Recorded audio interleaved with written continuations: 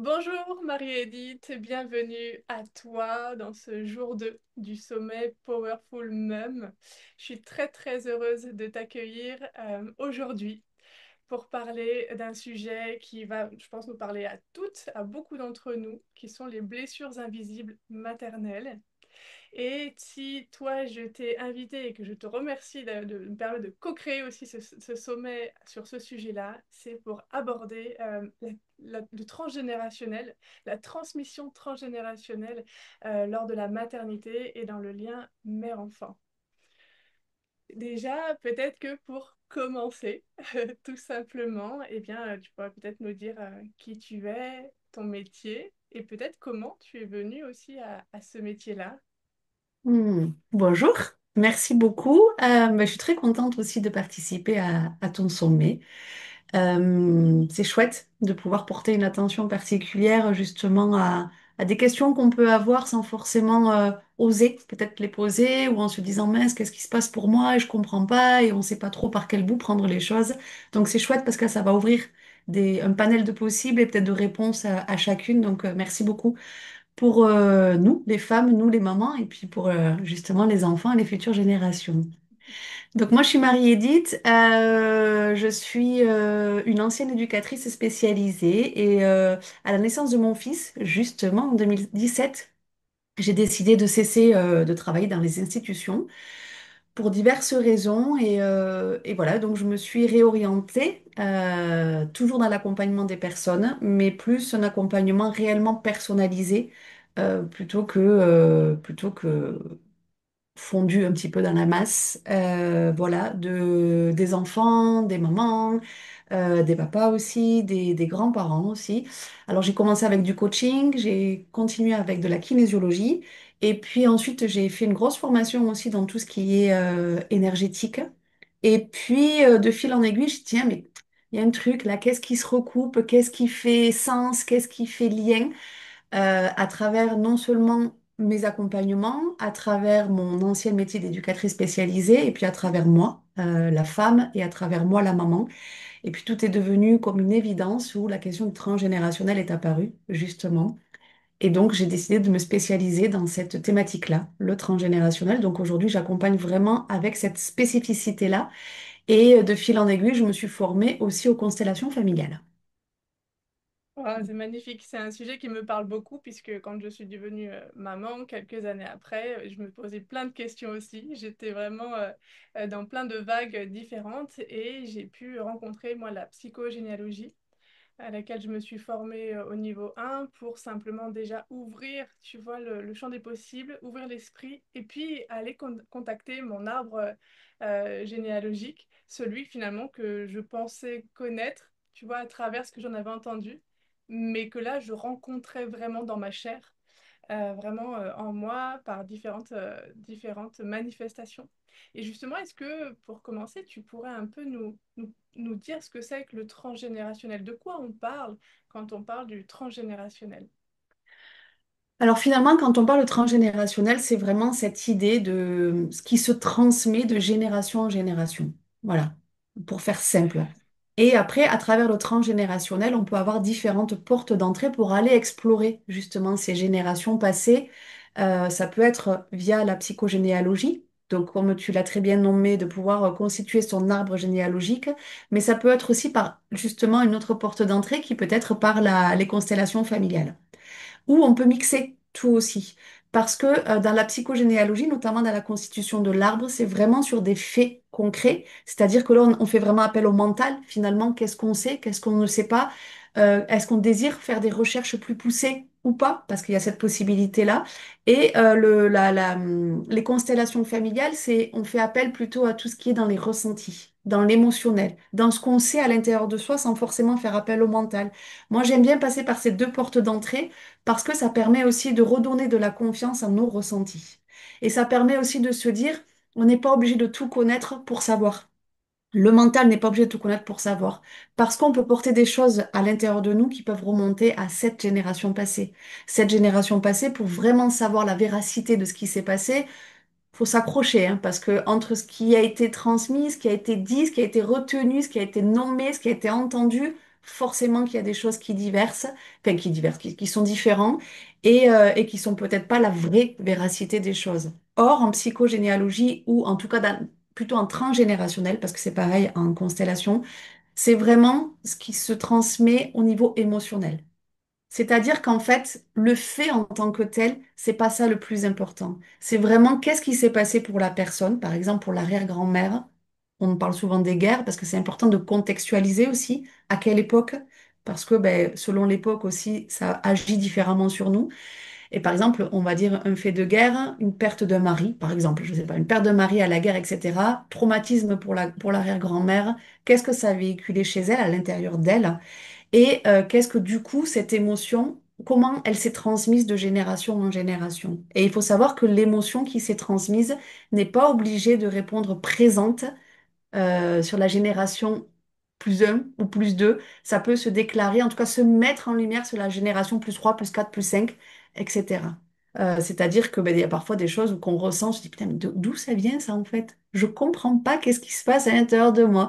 Et on a beau travailler sur notre propre histoire, essayer de se mémorer, de se dire, ok, donc en premier, moi j'invite toujours à travailler sur sa propre histoire, mais finalement, ben, ça peut venir de générations passées.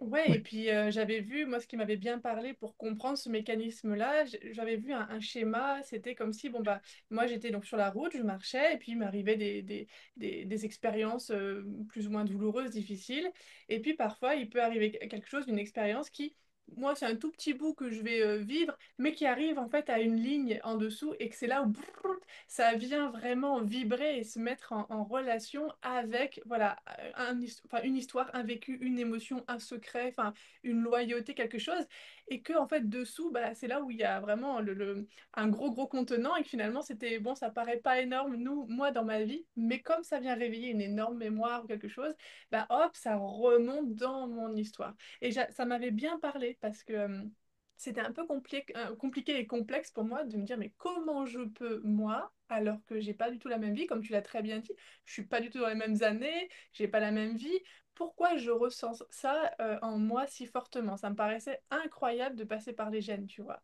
Il y a tout ce côté inconscient déjà, comme le côté inconscient, c'est-à-dire qu'on a tous à l'intérieur de nous de l'inconscient. Il faut savoir que, alors c'est un chiffre qui n'est pas dans la véracité au niveau des études, mais en tous les cas c'est un chiffre qui est vrai parce que ça a été beaucoup réfléchi, pensé, regardé, mais en tous les cas au moins 95% de nos actions, de nos pensées, de notre cheminement, de notre fonctionnement, c'est de l'inconscient. Et dans cet inconscient, il y a l'inconscient familial aussi. Parce qu'il y a l'inconscient individuel, il y a l'inconscient de la famille, il y a l'inconscient de la société aussi. C'est pour ça que c'est important de contextualiser dans quelle société j'arrive, à quelle époque, etc., etc. Et dans tous ces inconscients-là, comme tu l'as dit, ben, on peut parler de la Terre, là tu marches, et il y a mais on peut aussi voir l'iceberg, le fameux iceberg, la face cachée de l'iceberg. Et à l'intérieur, il y a tout ce que tu as nommé, c'est-à-dire ben, voilà, tous les secrets, les non-dits, les loyautés, tout ce qui est invisible finalement et que l'on nomme pas, ou que l'on n'a pas nommé, ou que l'on ne sait pas. Et ça peut être de notre propre vécu, mais aussi en effet des vécus des générations passées. Il y a cette chose-là. Et il y a aussi que quand on vit quelque chose, ça a été prouvé en épigénétique, quand on vit quelque chose, ça a une transformation sur nos gènes. Donc, c'est-à-dire que génétiquement, il y a quelque chose qui se passe. Et donc, ensuite, on le transmet du coup aux générations futures. Parce que génétiquement, mon gène porte quelque chose. Peut porter un stress, un trauma, quelque chose qui fait que, ben voilà. Ça a été prouvé aussi il y a quelques années. Il y a une étude qui a été faite, alors sur des souris, bon, mais voilà, en tout cas, il y a une étude qui a été faite où il y a des souris qui sont, comment on dit, qui portent vie. Je sais même pas comment on dit pour les En nouvelles. gestation, En peut-être en gestation, gestation. voilà. Et du coup, il y a des souris qui ont été stressées pendant la gestation, d'autres pas du tout. Sauf que sur celles qui n'ont pas du tout été stressées, il y avait deux clans de pas stressés, une qui n'a jamais été stressée depuis bébé et une qui a été stressée avant d'être en gestation. Ok, ça faisait trois groupes de souris. Et il s'avère que les bébés, en fait, les mamans qui ont été stressées pendant la grossesse, les bébés sont stressés. Les mamans qui ont été stressées avant la grossesse, mais pas pendant, les bébés sont aussi stressés parce qu'en fait, il y a eu du stress avant. Donc, génétiquement, il y a eu quelque chose. Et les mamans qui n'ont pas du tout été stressées, ben voilà, le bébé est beaucoup moins stressé. Donc, ça prouve vraiment qu'en épigénétique, on porte ça aussi à l'intérieur de nous. C'est pour ça que parfois, ben voilà, génétiquement, c'est incontrôlable en fait. C'est, voilà. Et alors justement, pourquoi la maternité, c'est vraiment un moment particulièrement propice à la réactivation des blessures transgénérationnelles? Alors, on dit souvent que c'est le dernier arrivé, le dernier arrivé de la lignée, qui s'il doit mettre en lumière des choses, va le mettre en lumière.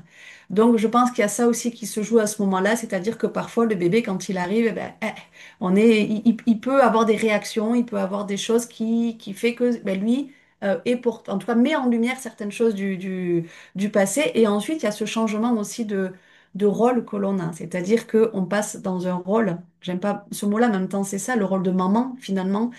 On devient maman, on change de posture. Et du coup, ben, il y a des peurs qui peuvent arriver, il y a des croyances qui peuvent arriver. Tout ce dont on pensait, tout ce dont on s'imaginait, cette projection qu'on se disait, ben, tiens, la maternité, je veux la vivre comme ça, je vais plutôt être comme ça, et nanana, nanana. Bon, on le sait toutes. Voilà, c'était sympa de penser tout ça, mais dans le concret, on n'est plus là-dedans. C'est-à-dire que waouh, la réalité est là, et qu'est-ce qu'on fait de ça? Moi, par exemple, c'est vraiment là où il y a eu cet élément déclencheur en devenant maman. Alors, je parle de mon exemple parce que pour moi, c'est important de dire que ça a été mon élément déclencheur. Ça ne veut pas dire que c'est l'élément déclencheur chez tout le monde, pas du tout. Mais quand on en discute et quand on voit, c'est quand même beaucoup d'éléments déclencheurs lors de la maternité. Moi, c'est vrai que mon fils, par exemple, il avait des réactions tout bébé que je ne comprenais pas. Moi, c'était d'abord à travers lui. J'étais là, mais je ne comprends pas. Et notamment beaucoup de réactions, bébé, hein, vraiment, hein, il m'a beaucoup tapé, bébé. Et moi, il faut savoir que dans ma vie, du coup, personnelle, quand j'étais enfant, j'ai été confrontée à beaucoup de violences.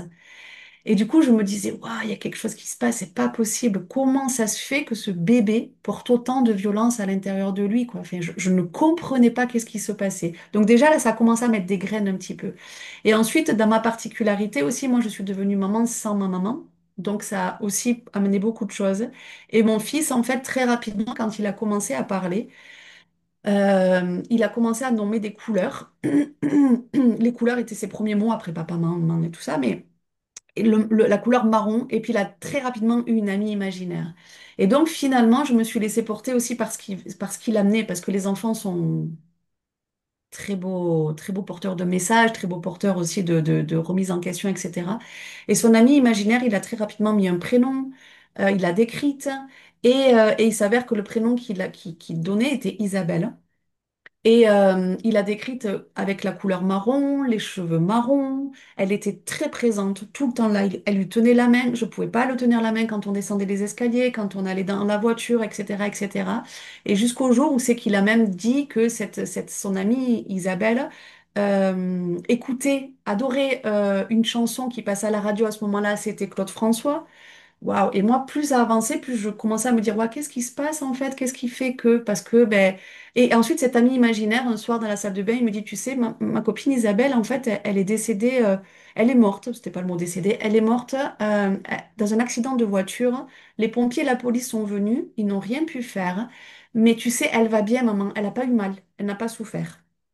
Et en fait, il faut savoir que ma maman s'appelait Isabelle, que ma maman avait les cheveux marrons, que ma maman avait les yeux marrons, que ma maman adorait Claude François, si bien que je l'avais mis à son enterrement, et que ma maman est décédée d'un accident de la circulation. Elle s'est faite renverser par une voiture, et effectivement, les pompiers et la police est venus, ils n'ont rien pu faire.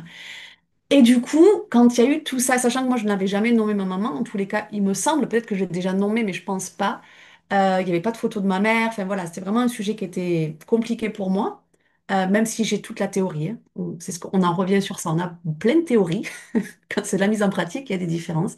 Et donc là, il y a eu tout ça qui m'a fait me dire, ouais, il y a vraiment des choses que l'on porte malgré nous, en fait. Et un enfant qui n'a pas cette conscience, justement, ce truc de se dire ce que nous on bloque en fait. Ben, là, ça m'a mis en lumière de dire, ok, ben, c'est peut-être là encore. On va regarder un peu plus près sur le transgénérationnel. Qu'est-ce qui se véhicule? Quel est le message? Qu'est-ce que ça veut dire? Qu'est-ce que... Voilà. Et finalement, c'est un bel exemple qui m'a permis de me dire, ouais, on porte des choses bien plus loin que ce qu'on pense.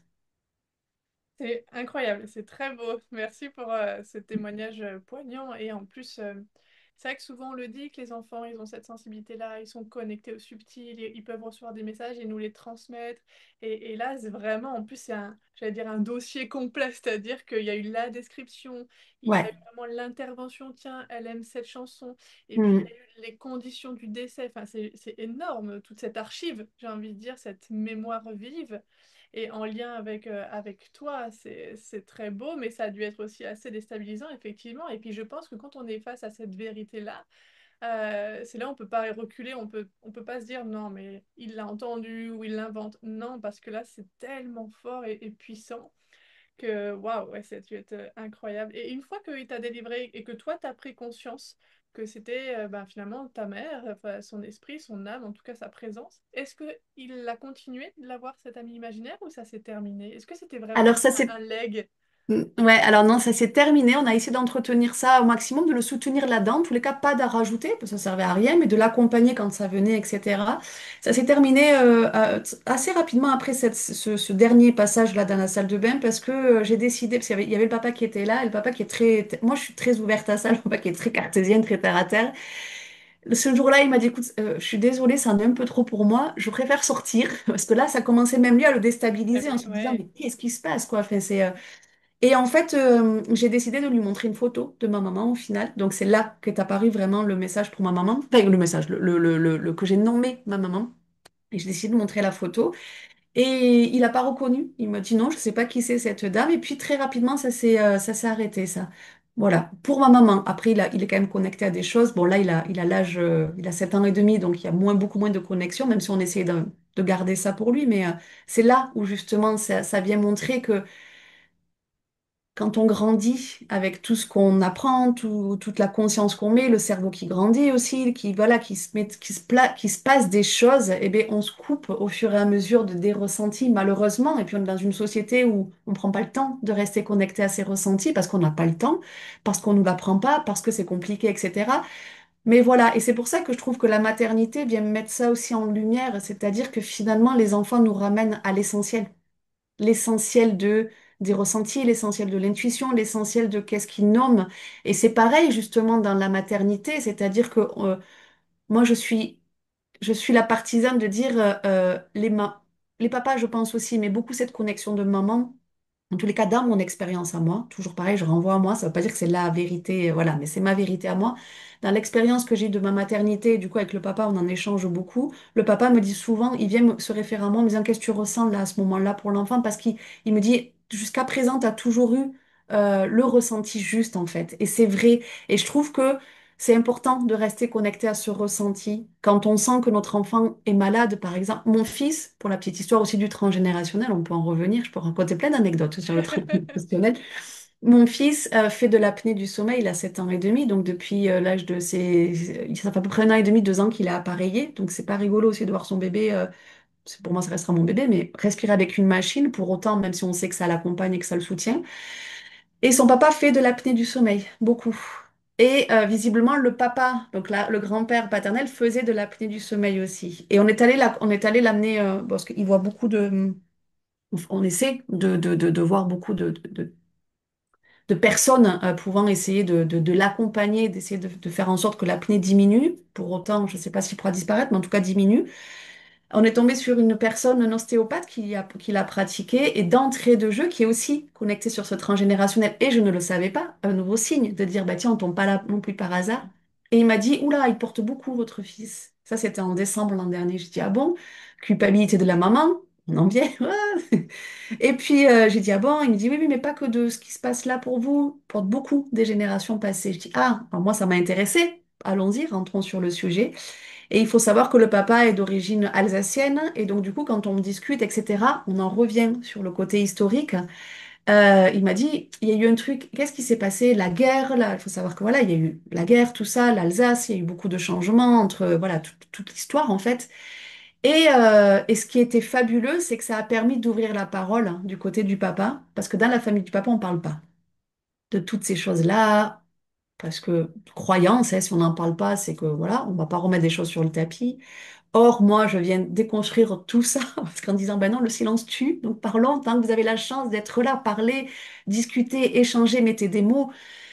Et donc, ça a pu être discuté avec la maman, où justement, la maman a pu dire qu'effectivement, du côté de son mari, le papa du coup du mari était parti à la guerre. Je ne sais pas pourquoi il était parti en Russie, je crois. Je ne sais pas pourquoi. Bon, voilà, il est parti. D'où j'en reviens sur l'histoire de la véracité. C'est pas grave, c'est pas l'important de savoir où il est parti. Ce qui est important, c'est comment ça a été transmis et ressenti dans la famille.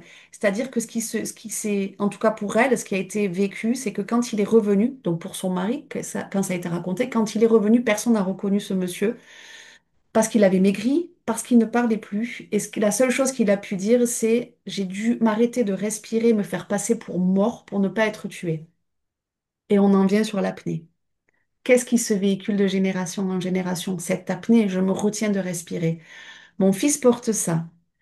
Il y a parfois beaucoup de choses qui peuvent faire en sorte qu'on peut lever ces choses-là. Parfois, ça vient vraiment s'imprégner génétiquement, que même si on essaie, ça soulage, ça, mais ça diminue, mais ça n'enlève pas.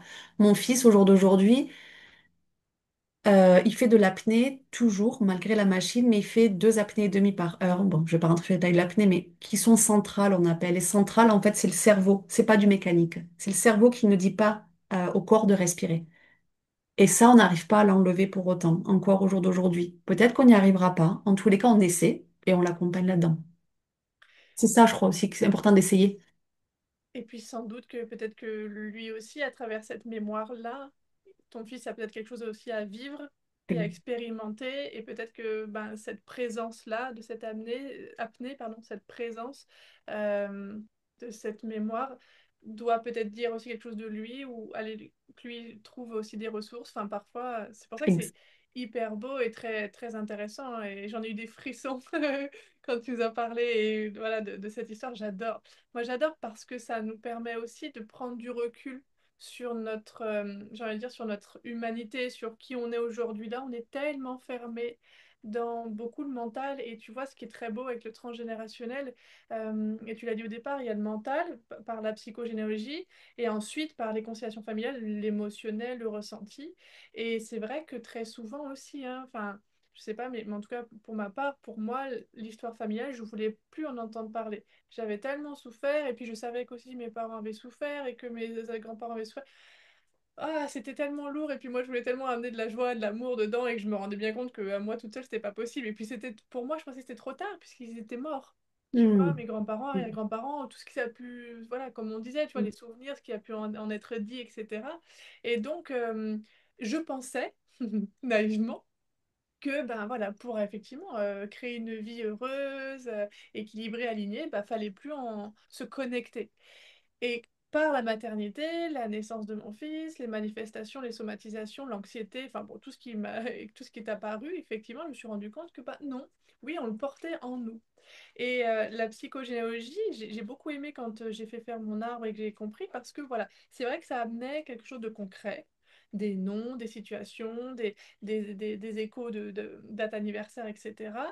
Et donc, ok, il y a une histoire qui s'est passée. Donc, ça me permettait de concrétiser un petit peu que ma grand-mère, finalement, bah oui, ça avait été une maman. Enfin, tu vois, ça, je l'avais Oui. pas. Tu vois?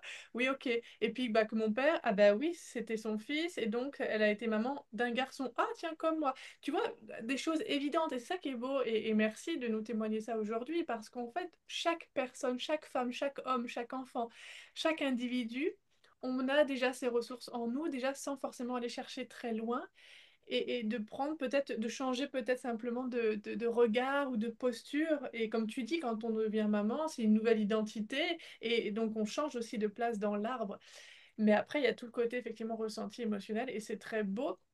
Et moi, j'aime aussi ça. Du coup, vraiment, vraiment une clé que j'ai attrapée et que je garde, parce que voilà, quand il y a des choses comme ça qui ont du mal, qui sont cristallisées, qu'on a du mal à passer, j'aime beaucoup aussi revenir au transgénérationnel, à prendre un petit peu de recul. Je dis pas que toutes les réponses sont dedans, parce qu'on est quand même dans le présent, on a une vie aussi, voilà, dans le quotidien, on est bien d'accord, mais parfois ça fait du bien, ça ouvre. Et c'est tellement beau de voir que ça, c'est complètement indépendant de notre volonté. Ça, c'est génial aussi. Alors, ça peut faire peur en se disant, mince, je suis contrôlée par des mémoires ou ça.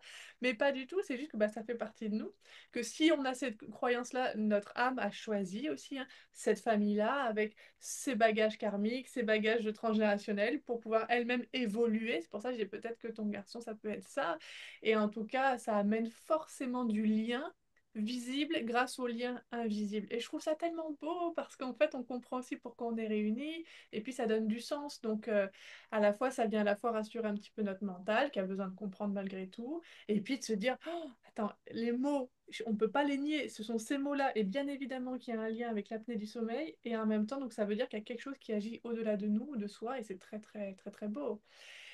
Et donc, dans cet exemple que tu nous donnes, bon là, c'est vraiment, on voit que ton fils, de par lui, déjà, ses transmissions et quand, le fait qu'il soit connecté au subtil, t'a transmis des clés. Là, de par sa maladie, il te transmet des clés. Mais est-ce que tu aurais des exemples de comment en fait, ces blessures se rejouent, mais dans la relation mère-enfant? Euh, euh, Tu vois, directement peut-être par l'émotionnel ou par nous, la représentation qu'on peut avoir d'être, qu'est-ce que c'est qu'une mère? Enfin, tu vois, dans ce sens encore plus concret qui vient Je des crois fois que, nous perturber. ouais, je crois que déjà une des premières choses qui peut se passer, c'est justement de se dire, euh, quand il y a l'enfant a une réaction ou fait quelque chose ou un comportement, et que nous-mêmes, face à cette situation-là, dans notre réaction, on se reconnaît peut-être pas, ou on ne sait pas pourquoi on a réagi comme ça, ou après coup on se dit, mais putain, enfin, pardon pour le gros mot purée, mais j'aurais pas, enfin, pourquoi j'ai autant crié, ou pourquoi j'ai été aussi mal, ou pourquoi j'ai... Et voilà, quand on est dans ce questionnement-là et qu'on n'arrive pas forcément à avoir une réponse là sur l'instant, je crois que c'est là où justement tout peut commencer de se dire, OK, finalement, ben, qu'est-ce qui se passe à l'intérieur de moi? Qu'est-ce que ça met en réaction? Pourquoi? Souvent, on en parle de ça, la réaction, pourquoi l'autre fait réaction, etc. Si je parle de ça, c'est parce que c'est important de se dire que ça peut être dû à nous-mêmes, notre propre enfance, mais pas que. Arrêtons de... Comment dire? Moi, j'ai un cursus en psycho, je suis éducatrice spécialisée, etc. Donc, tout l'accompagnement des personnes, je l'ai fait, je l'ai vécu. Depuis l'âge de mes 14 ans, je vais voir des personnes pour m'aider parce que j'ai perdu mon papa tôt. Enfin, bon, voilà, il y a beaucoup de choses. Et, euh, et je crois que très longtemps, j'ai travaillé sur moi, sur ma propre vie. Et à un moment donné, je me suis retrouvée face à un mur où c'est que je me disais, purée, en fait, ça m'aide plus, ça me fait culpabiliser plutôt qu'autre chose. Parce que j'ai l'impression que tout vient de moi. Oui, mais Marie, si t'es en réaction, c'est parce que, nanana, t'es pas assez, t'as pas été assez, t'as pas assez libéré ça, pardon. T'as pas assez libéré ceci, t'as pas assez libéré cela. Et au bout d'un moment, je crois que ça fait vachement culpabiliser parce que ben, on se dit, mince, en fait, je sais pas faire, je suis nulle, j'y arrive pas, je suis bonne à rien. Or, quand on prend le temps de se poser, de se dire, mais en fait, c'est parce que ça ne m'appartient pas, c'est juste que je suis pas allée libérer au bon endroit. Je suis pas allée. Et donc finalement, l'émotion, c'est pour ça que j'en viens là, en fait. Dans le concret, en tout cas, moi, c'est ma façon de voir les choses, c'est ma façon de travailler. Tout passe par l'émotionnel et par le ressenti en premier. C'est-à-dire que, OK, ben là, je me rends compte qu'en fait, j'ai une réaction qui me dépasse. Je sais pas qu'en faire parce que ça me dépasse et ça me déborde, vraiment dans le débordement. Quand je prends le temps de me poser, je me rends compte que c'est pas de ma vie, de ma truc. Donc, c'est que ça vient de plus loin, en fait. Ok, allons voir un petit peu plus loin qu'est-ce qui s'est passé ou qu'est-ce qui a pu se passer et comment on peut aller libérer ça. Déjà, ça, c'est la première chose. Euh, je crois que c'est ça, moi, la première chose. C'est vraiment, je passe par l'observation, par le ressenti, par... J'ai pas du concret à proprement parler parce que toutes les expériences sont différentes et je peux pas dire que concrètement, s'il se passe ça concrètement, ça veut dire ça parce que ça serait faux, ça serait erroné. Mais je crois que vraiment, si on prend le temps de s'écouter soi et de voir un petit peu qu'est-ce qui se passe là, en tout cas en se disant, putain, mais vraiment, il y a, pardon, je suis le putain, mais bon, je suis du Sud, hein, mais en même temps, c'est vraiment ça, il y a quelque chose qui me dépasse, voilà, qui me dépasse.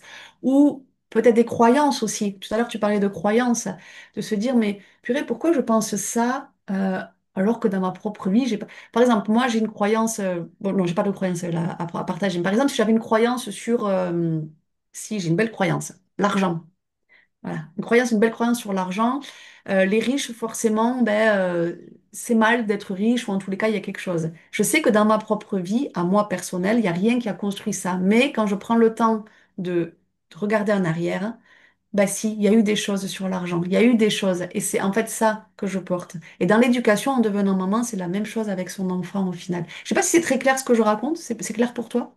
Oui, bien sûr. Et puis bah, justement, dans la maternité aussi, le fait de devenir maman, de devenir mère, ça vient réactiver aussi. Et là, c'est des questions que je me suis posées, que j'ai trouvées très intéressantes. C'est venu me nourrir, c'est-à-dire bah, comment, effectivement, mes grands-mères sont devenues mères.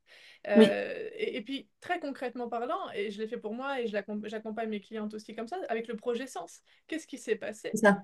avant d'être Oui, maman, enfin avant d'être enceinte? Pendant et puis après. Et en oui, m'intéressant à ça, c'est là où moi j'ai vu, j'ai compris que, ah, ok, il y a eu tel drame pour oui, telle femme. Et puis, en fait, et puis alors, il y a ça quand ils sont devenus maman. Puis après, moi, quand moi je suis allée creuser dans mon histoire et justement ma place de fille, parce que quand on devient mère, on revient immanquablement sur notre place de fille. Mais attends, et je m'étais jamais posé la question, quelles filles elles ont été?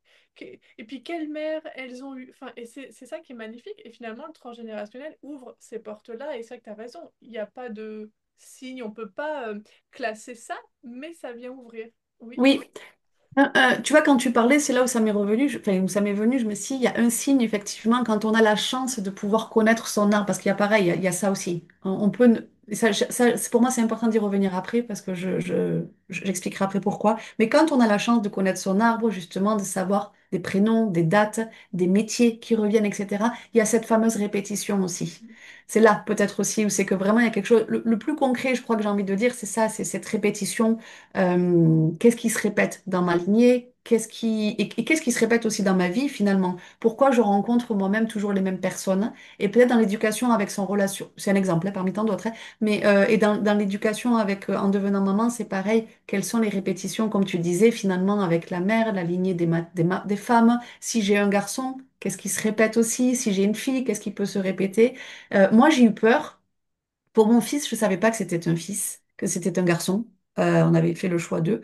Pour autant, je savais intérieurement que c'était un garçon. Et pour ma fille, on a décidé de le savoir parce qu'on voulait rassurer notre petit garçon en me disant que ce soit un peu plus concret pour lui. Quand j'ai su que c'était une fille, ben pareil, j'ai eu une peur qui est arrivée. J'ai pas compris d'où ça venait. Ces fameuses peurs qu'on comprend pas, ces fameuses angoisses, ces interrogations. J'ai dit, qu'est-ce qui se passe? Bon, très rapidement, je me suis dit, ah ouais, alors vu la relation que j'ai avec maman, avec ma mère, que ça a été compliqué sur la fin, je crois que j'ai peur justement de retransmettre. Et puis après, je me suis posée, je dis, ah oui, et puis vu la relation de ma grand-mère avec ma mère, je crois que... Et puis en fait, euh, j'ai écrit un livre justement pour laisser quelque chose à mes enfants. Et au travers de l'écriture du livre, c'est remonté même aux arrière-grand-mères. Ah oui, oui, effectivement, vu la relation. Et donc, en fait, cette peur-là, alors que ma fille n'était pas là, hein, c'est là aussi, ma fille n'était pas là, je ne pouvais pas savoir. Et bien, j'avais cette crainte, en fait, d'avoir une fille. Je me disais, ouais, je ne vais pas réussir. Et j'ai même eu peur de ne pas l'aimer correctement. Je me dis, je ne vais pas réussir à l'aimer correctement, ça va pas bien se passer, on va pas avoir un vrai lien. Et je crois que ma fille, elle vient me ramener ça aussi. Euh, Moi, en devenant maman, j'ai eu cette croyance aussi, parce que c'est pareil, on a des croyances, parce que la société nous dit beaucoup de choses, parce que quand on parle de la maternité, on nous dit beaucoup de choses aussi, où c'est une évidence. Forcément, tu vas l'aimer, ton enfant, quand il va être là. Ça va être l'évidence de ta vie. Alors, je suis désolée, je suis peut-être très horrible de dire ça. Ça n'a pas été l'évidence de ma vie, moi, en devenant maman, hein, quand ils ont été là.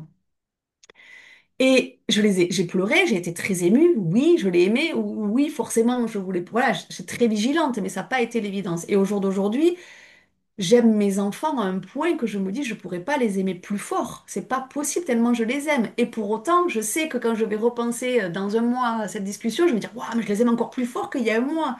Parce que l'amour il grandit. On se dit mais c'est pas possible. On peut pas avoir autant d'amour à l'intérieur de soi. Donc l'amour se construit au fur et à mesure parce que la relation se construit. Et ma fille, elle vient vraiment me montrer ça aussi dans la relation que j'ai avec mon fils, et la relation que j'ai avec ma fille. C'est deux relations différentes parce que c'est deux êtres humains différents. Déjà, eux-mêmes nous l'ont montré quand on devient maman, on le voit aussi, on a beau avoir quatre enfants par exemple, les quatre sont différents. On a beau se dire on va essayer de les élever différemment. S'il y a des jumeaux, je pense que c'est la même. J'ai pas eu de jumeaux, mais voilà. Donc ça nous ramène ça aussi, l'individualité. Mais ma fille me ramène ça, c'est-à-dire que ma fille est très collée à moi. Mais parce que je pense qu'inconsciemment, moi, j'ai dû lui renvoyer aussi des choses où je ne savais pas faire, ou voilà, je ne vais pas culpabiliser, ça fait partie de mon histoire, de notre cheminement et de son cheminement. Et c'est là où ça va devenir important. Elle n'a que 4 ans, donc on va mettre des mots adaptés, mais de lui en parler aussi, à un moment donné. De lui dire, tu sais, c'est pas que je t'ai pas aimé ou autre, mais c'est juste que voilà, ça a été difficile. Et c'est ce que je dis aussi à la fin de mon livre, c'est qu'à un moment donné, on fait comme on peut aussi. Et ça sera à vous de construire votre histoire dans votre maternité, votre paternité si vous avez des enfants, si vous désirez en avoir. Et tout sera juste en fait, tant que ça part du cœur et de l'amour. Après, on fait plein de choses fausses, mais parce qu'il y a des choses qui nous dépassent aussi. Et je voulais juste rajouter quelque chose, si tu me permets. Euh, on peut aussi travailler sur ces lignées, même si on ne connaît pas nos aïeux, même si on ne connaît pas notre famille. Pour moi, c'est important de le dire parce que très longtemps, j'ai été rebutée par la psychogénéalogie. Je voulais y aller, mais sans y aller, parce que je trouvais, ça me mettait très en colère. J'étais vraiment connectée à de grosses colères et un gros sentiment d'injustice où je me disais, c'est dégueulasse en fait. On est obligé de connaître son arbre, comme arbre, pour pour pouvoir travailler sur soi. C'est comme ça que je lisais, j'avais cette lecture-là. Or, non, on n'est pas obligé de passer par un arbre généalogique pour travailler sur sa psychogénéalogie, si, mais en tout cas sur le transgénérationnel.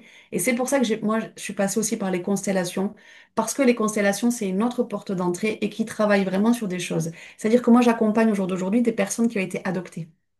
Et c'est juste fabuleux, en fait.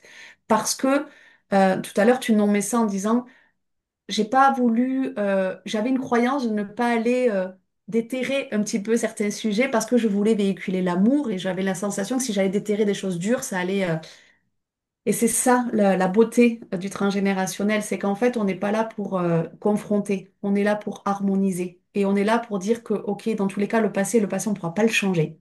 Il est là. Donc accueillons-le, tant bien que mal, aussi difficile qu'il a pu être. Accueillons-le, faisons en sorte de, ça devienne en fait, ça fasse partie intégrante de nous. Et c'est vraiment dans l'accueil où justement on arrêtera de combattre que ça va nous traverser et qu'on portera plus ça. Donc, on peut Oui, travailler sur le transgénérationnel, même si on ne connaît pas ses aïeux. bien sûr. Et puis en plus, ce que j'ai compris, c'est que j'étais dans cette attente et cette accusation. Vous avez fait ça, vous Mm. avez vécu comme ça. Et parce que j'étais moi-même finalement dans l'accusation de qui j'étais. Et c'est vrai que ce grand travail transgénérationnel, même s'il est encore en cours, mais vraiment il s'est Oui. beaucoup apaisé. Mais vraiment aujourd'hui, c'est plus des petites clés, c'est des bonus, tu vois. Ouais, Mais le gros du gros, waouh, ça y est, je l'ai enfin libéré. Et en même temps, j'ai beaucoup de gratitude parce que c'est grâce aussi à tout ce que j'ai pu vivre là que j'ai l'impression, en fait, mes grands-mères, j'ai l'impression de mieux les connaître aujourd'hui ouais. qu'à l'époque. Bon, à l'époque, j'étais petite, j'allais pas poser ces questions-là non plus, mais tu vois, et puis j'ai l'impression de les avoir rencontrées vraiment de manière, bah oui, cellulaire, quoi, émotionnelle, fusionnelle. Mm. Et en même temps, voilà, de les avoir Mm. replacées, rendues aussi à leur vie de femmes, de mères, avec leurs blessures, leurs traumas, que j'ai beaucoup d'empathie, puisque moi-même, ça m'a tellement traversé, ça a traversé la relation avec mon fils et ça a traversé mon fils aussi. Et j'ai pas de colère ou rien du tout. Je me dis, ok, bah, c'est aussi mon chemin et ça me paraît tellement logique aujourd'hui, tout ce que j'ai vécu, qui est mon fils, et la façon dont c'est incarné, et puis le lien avec mes grands-mères. Et puis j'ai rencontré mes grands-pères aussi en même temps, parce que ce qu'on peut dire, même si aujourd'hui c'est vraiment spécifique à la maternité, ce qui est très beau, c'est que cet outil-là, enfin cette pratique, je sais pas comment tu l'appelles, mais le transgénérationnel, ça m'a permis aussi de voir à quel point c'est venu vibrer dans mon couple, dans aussi la femme que je suis, la façon dont je fais couple avec donc le papa de mon fils, tu vois, et à travers ben, peut-être nos difficultés de couple amant, ben, ça m'a ramené au couple aussi des grands-parents, déjà des parents, des grands-parents et grands-parents, etc. Et que cette peur que j'avais en tant que femme et mère, bah oui, il y en a une qui l'a vécue et deux traumas avec le fils et le mari. Waouh, et là tu te dis, ok, c'est voilà, c'est trop bien. Non, pas sur le coup. Sur le moment, c'est extrêmement compliqué. Pourquoi? Parce que comme je dis, il y a quand même, il faut Mm. aussi rester dans notre présent. On est dans une vie, dans un quotidien, et on a besoin de répondre aussi aux demandes de nos enfants, les nôtres, etc. Moi, je me suis vraiment sentie dans une vague, tu vois, comme le truc de la salade quand t'essores tout m'est tombé dessus. Et en Mm. même temps, je suis vraiment en gratitude pour cette maternité qui a tout déclenché. Alors par contre, je pense qu'on peut, tu vas confirmer ou pas, mais on peut rencontrer aussi des transmissions comme ça transgénérationnelles dans le travail ou peut-être dans d'autres choses ou un accident de Oui, voiture. On n'est pas obligé de passer par la maternité pour. Mais là, c'est tellement effectivement intime, cette expérience de donner la vie, que c'est notre vie tout entière et toutes celles qui nous ont précédées qui remontent à la surface. c'est ça. C'est exactement ça, le transgénérationnel. On n'est pas obligé d'être parent pour travailler sur le transgénérationnel, comme tu le dis très bien. Mais en effet, là, de la maternité, c'est, en tous les cas, dans ton expérience et dans la mienne aussi, ça a été l'élément déclencheur. Et pour autant, on le portait depuis très longtemps. Mais ça a été l'élément déclencheur. C'est pour ça que c'est beau, ouais, en effet. Et c'est beau de travailler sur ça parce que on sait que quand on arrive sur Terre, ben, en psycho, voilà, en psycho, c'est nommé, c'est minimum 3 générations. On porte un sac à dos de 3 générations minimum, sans parler d'invisibilité ou autre. Mais on porte voilà, le sac à dos des 3 générations. Cadeau. Et nous-mêmes, on donne ça à nos enfants. Donc, si on peut alléger ce sac à dos, on ne le videra pas. Mais en tout cas, alléger ce sac à dos, c'est tellement beau parce que ben, eux-mêmes auront plus de réponses et on a de la chance. Continuons à surfer sur cette vague de on libère la parole en fait. Parce qu'on devient de plus en plus sensible à ces sujets-là, parce que la société, on en revient sur le contexte, la société dans laquelle on est au jour d'aujourd'hui, moi, me fait extrêmement peur. Et sûrement que toutes les générations ont été traversées par des peurs. Mais libérons et revenons à soi, c'est tellement important. Et de pouvoir dire à nos enfants, ben ouais, ce que vous portez, ce que vous ressentez n'est pas faux, c'est pas du chichi, c'est pas du semblant, c'est vrai. Et on a été trop longtemps dans, je trouve, dans pas parler, dis pas voilà, parle pas trop de ce que tu ressens, nanana. Ok, non, stop là, faisons péter. En tout cas, moi, C'est moi ça. je fais tout Non, mais je suis péter d'accord et, aussi. et parle quoi. Voilà, parle parce que ben, c'est très important en tout cas, c'est une clé que je te donne, de parler, de nommer. Et si jamais ça, c'est pas ta clé, c'est OK, mais au moins dans mon éducation, je te transmets cette clé-là parce que je trouve que c'est hyper important de libérer la parole, de mettre des mots. De mettre des mots, ben voilà, c'est connu, hein, les mots engendrent des mots, donc enfin, l'absence de mots peut engendrer des mots aussi. Enfin voilà, tout est lié en fait. On est vraiment moi, c'est ce que je dis aussi, on est vraiment 4 corps minimum. Le mental, ce qu'on disait, c'est très important, le mental, même s'il prend beaucoup de place, mais c'est très important d'en prendre soin et de voir qu'il est là. L'émotionnel, moi je parle vraiment à partir de l'émotionnel, le physique que l'on peut toucher et l'énergétique, et tout est relié. Donc, s'il y en a un qui va moins bien que l'autre, eh ben, l'autre, il va être, voilà, tout est en connexion, en interconnexion. Et effectivement, je trouve que c'est très juste de dire que quand on prend cette conscience-là en devenant maman, justement, de voir, OK, qu'est-ce qui se passe, etc., ça nous redonne ce pouvoir aussi en tant qu'individu, en tant que femme, en tant qu'individu, de reprendre de la conscience et de se dire, OK, qu'est-ce que ça fait là pour moi? Comment je souhaite réagir, modifier peut-être certaines réactions, attitudes, comportements, pensées, etc., pour moi, mais surtout dans la transmission, qu'est-ce que je désire transmettre? Pour mes enfants, mais aussi au plus large, en fait, pour que justement on participe à ces graines que l'on met sur cette terre, parce que ben, on est aujourd'hui ici, parce que c'est grâce à nos anciennes générations de ce qu'ils ont vécu. Toujours pareil, aussi horrible soit-il ce qu'ils ont pu vivre, aussi horrible soit-il ce que moi j'ai vécu, quoi qu'il en soit au jour d'aujourd'hui. Et c'est ça aussi qu'on travaille en constellation, c'est honorer tous ces parcours, honorer tout ce par quoi ils ont été traversés, tout ce qu'ils nous ont pas dit aussi, parce que c'est aussi grâce à ça qu'on en est là. Tout ce qu'ils nous ont pas dit, tout ce qu'ils nous ont dit, tout ce qu'ils nous ont transmis en termes de, on parle beaucoup des choses négatives, mais aussi en termes de choses positives, de valeurs, ouais, des valeurs, plein de choses, de transmission peut-être, euh, comment dire, acquises, je sais pas, moi, des dons par exemple, ou des choses comme ça.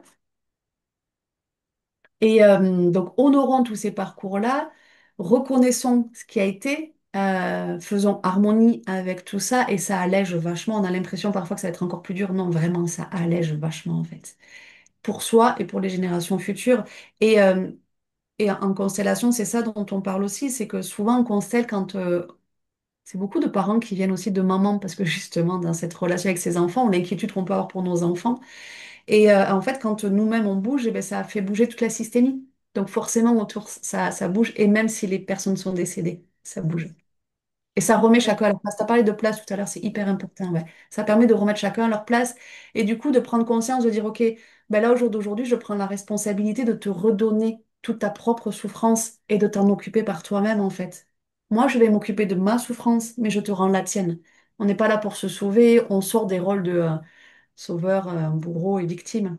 Voilà. Oui, puis là, ça met en avant l'empathie que je n'avais absolument pas au tout début de mon parcours. Je n'avais pas d'empathie, comme je disais, j'étais vraiment la petite fille blessée, la descendante blessée, et puis qui en avait ras-le-bol en fait de tout ce qui s'était passé au-dessus, parce qu'aujourd'hui, ben, j'en payais le prix malgré tout, tu vois.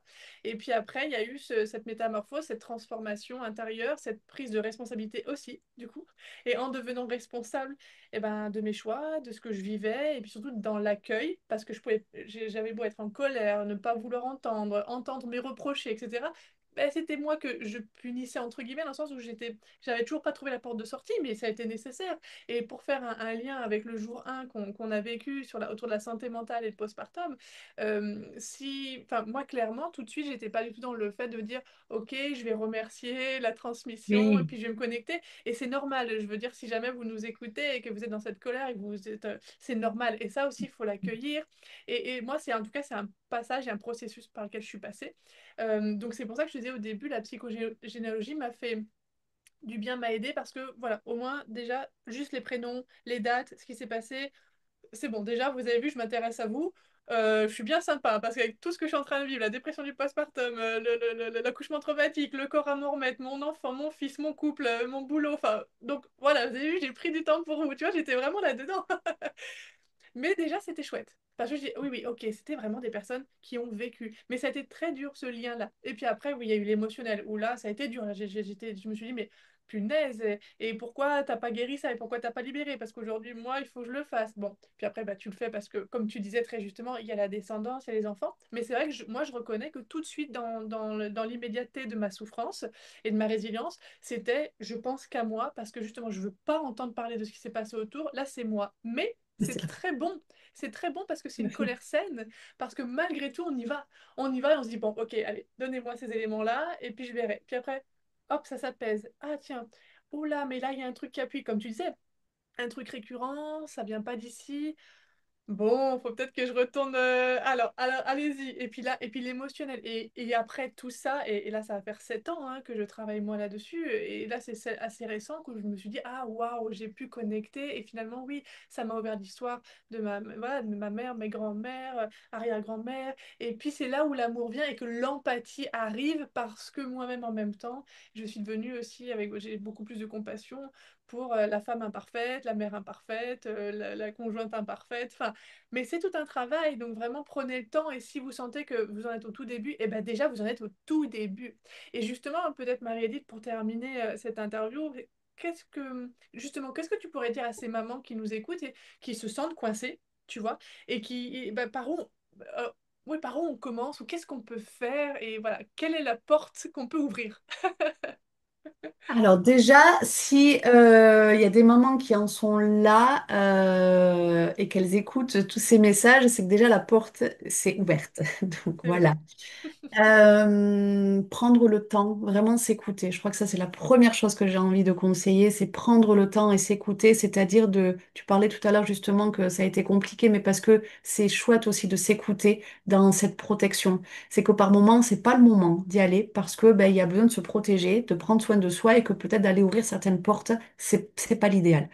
Voilà. Ensuite, j'ai envie de vous amener beaucoup de douceur et d'amour en vous écoutant aussi dans le qu'est-ce que je sens qui est bon pour moi. Parce que peut-être que ce qui est bon pour toi ne le sera pas pour moi et ne le sera pas pour... mais voilà, vraiment prendre le temps et essayer d'aller vers des choses qui nous parlent. J'ai envie de vous proposer aussi d'écrire. Écrivez beaucoup de choses de vos ressentis. Vous pouvez vous faire deux cahiers, le cahier de la colère où on sort tout de la colère et le cahier justement des choses positives. Moi, j'évite de mélanger les deux parce que parfois ça se mélange, mais d'avoir vraiment deux cahiers où je déverse. Après, ça peut se mélanger, c'est OK, hein, mais si, voilà. Et puis pareil, on me conseille beaucoup, oui, qu'est-ce qu'il faut faire? Brûler, pas brûler. Fais ce qui est bon pour toi, en fait. Vraiment, écoute-toi. Il n'y a pas de juste recette, je crois. Je crois que la meilleure recette, c'est ce qui nous appelle à nous. Et justement, de trop aller écouter qu'est-ce qu'il faut faire peut nous amener sur beaucoup de culpabilité. Parce qu'on se dit, putain, si j'en suis là, c'est parce que j'ai pas fait le faux faire. Non, non, non, non, tout est juste et tout est OK, en fait. Et se rappeler que si on a fait telle chose il y a 6 mois, 2 ans, 3 ans, 10 ans, ou si on n'a pas fait telle chose il y a 2 mois, 6 mois, 3 ans, c'est qu'on ne pouvait pas ou qu'on pouvait. Mais au jour d'aujourd'hui, on a une autre vision, une autre observation, mais parce qu'on a cheminé entre-temps. Se rappeler surtout ça, c'est-à-dire que là, quand j'ai fait ça, c'est que je ne pouvais pas faire autrement ou je pouvais faire ça. Et donc c'est juste. Et si aujourd'hui je sens que ça me revient, eh ben, c'est que c'est peut-être le moment. Euh, des croyances aussi, si on est traversé par des croyances, n'hésitez pas à essayer de lever ces croyances-là en accueillant cette croyance, en disant, ben, aujourd'hui je crois ça, je sens que ça me dérange, comment je peux faire pour croire autrement?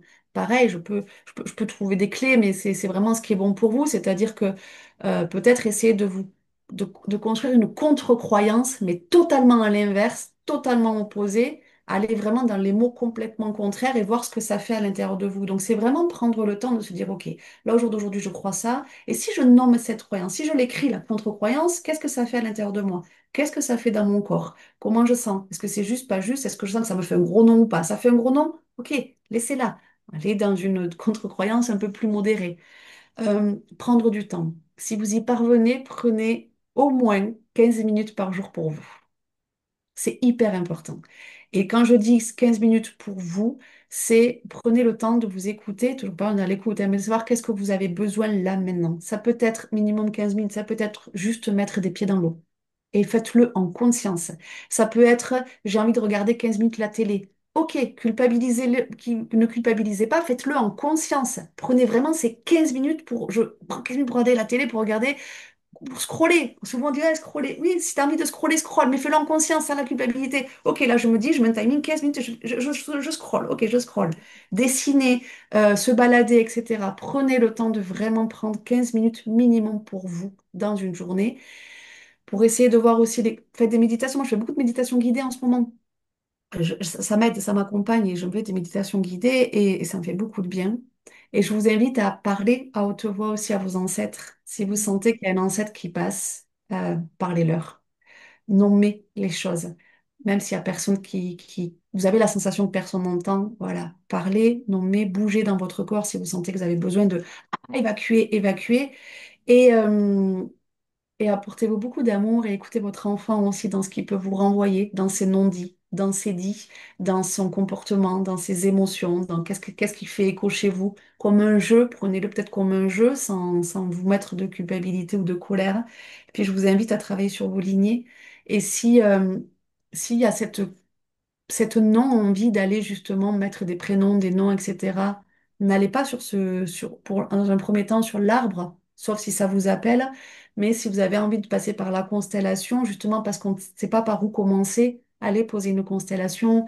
Il y a des personnes qui proposent des constellations en groupe, il y a des personnes qui proposent des constellations individuelles. Prenez ce qui est bon pour vous. S'il y a du présentiel, du distanciel, prenez ce qui est vraiment bon pour vous. Et là où ça vous appelle, pour justement permettre de reprendre sa place de femme, sa place de maman, sa place de qui je suis au jour d'aujourd'hui, quoi. Voilà, qui je suis au jour d'aujourd'hui et remettre de la conscience sur qui je suis au jour d'aujourd'hui.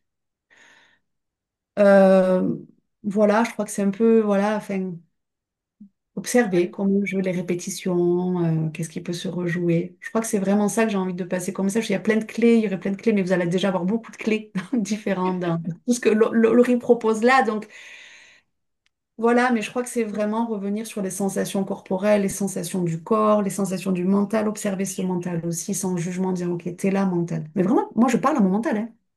Ok, t'es là, tu me prends. Franchement, en ce moment, tu me prends la tête. T'es beaucoup là. Donc je te demande là de me laisser tranquille, je reviendrai te prendre après. Important de lui dire, comme un enfant. Là, je diffère en fait. Je te vois, j'entends, t'as des choses à me dire, mais là, j'ai juste besoin d'aller marcher, de mettre mon corps physique en mouvement sans que le mental soit là, par exemple. Euh, Et si voilà. jamais, donc ça, ce sont des très très beaux conseils. Merci beaucoup pour quand on est chez soi, en tout cas quand on est soi avec soi et qu'on veut déjà commencer euh, j'ai envie de dire, ouais, cette prise en charge personnelle par soi-même. Et si jamais les mamans veulent bah, être accompagnées par toi, par exemple, qu'est-ce que tu proposes comme accompagnement, comme offre? Comment tu peux les accompagner déjà dans leur cheminement personnel et Alors moi transgénérationnel? je propose alors soit je propose des séances one shot comme on les appelle, juste une séance voilà. Alors je fais beaucoup avec ce qui est présent. Justement on revient sur le présent, c'est-à-dire que j'ai pas mal d'outils dans ma boîte à outils, mais je sors l'outil qui est juste au moment, ce que moi je ressens et ce qui fait écho aussi à la personne. Alors ça peut être, si c'est du présentiel, on peut partir sur de la kinésio, on peut partir sur justement une constellation, on peut partir sur du coaching, on peut partir sur un soin énergétique. En distance, j'adapte justement ces outils-là. Ces outils-là, je fais des constellations individuelles à distance aussi. C'est hyper magique.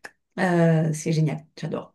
Et voilà, donc je propose ça, mais je propose aussi des accompagnements sur plusieurs séances, ben, comme du coaching à proprement parler, c'est-à-dire que je mets le mot coaching voilà, volontairement, mais c'est-à-dire on part d'un point de départ, quelle est la demande initiale, et puis on échange.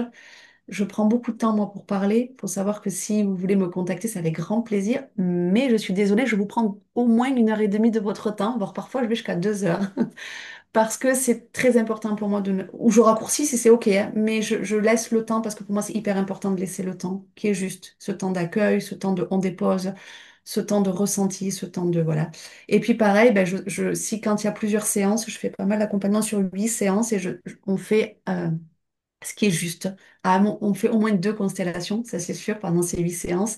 Mais voilà, on fait ce qui est juste, ce qui est bon. Entre les séances, je suis joignable aussi parce que ben, je trouve que c'est important aussi de pouvoir savoir qu'on est disponible et disposé à pouvoir être là, voilà, si vraiment il y a quelque chose qui va pas ou des questionnements.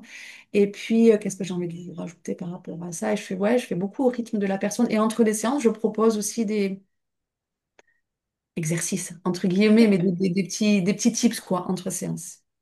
Voilà. Génial. Bah, merci beaucoup, Marie-Edith, c'était vraiment passionnant. On Merci. arrive à la fin de cet échange et vraiment, si vous avez des questions, je mettrai les réseaux sociaux de Marie-Edith, Ouais, son site n'hésitez pas. internet, je mettrai tout sous la vidéo, comme ça vous pourrez la contacter, Instagram aussi, puis voilà, pour prendre des Oui. informations, si vous avez des questions. Oui, ton livre. Je voulais juste partager ça parce que je trouve que c'est important. J'ai écrit un livre justement, alors c'est mon récit de vie, mais qui aussi parle de ces questionnements-là en fait. Et pour moi, c'est important c'est pour ça que ça continue aussi sur le cheminement de qu'est-ce que je désire léguer à mes enfants. Et finalement, ben, c'est de mon histoire, hein, parce que c'est la leur. Et voilà, donc j'ai écrit un petit peu pour justement venir questionner, se dire, OK, qu'est-ce qui peut faire sens pour tout un chacun aussi, qu'est-ce qui peut résonner, pas résonner. Voilà, parce que je trouve que c'est important de parler, parce que chaque histoire est belle. Vraiment, on a tous de très belles histoires, même si elles peuvent être aussi dures soient-elles, on a tous de très belles histoires et osons en parler. Mhm. Voilà. Exactement. Mhm. Merci beaucoup, Marie-Edith, c'était vraiment Merci à toi et magnifique. merci à vous. Et puis, vous êtes des super mamans, donc vraiment, ne doutez jamais de ça. Vous êtes des super mamans. Merci infiniment. Ce sera le Merci. mot de la fin. Je Ouais. t'embrasse, Marie-Edith. Je vous Moi embrasse toutes. aussi. À Bonne bientôt. journée, à bientôt.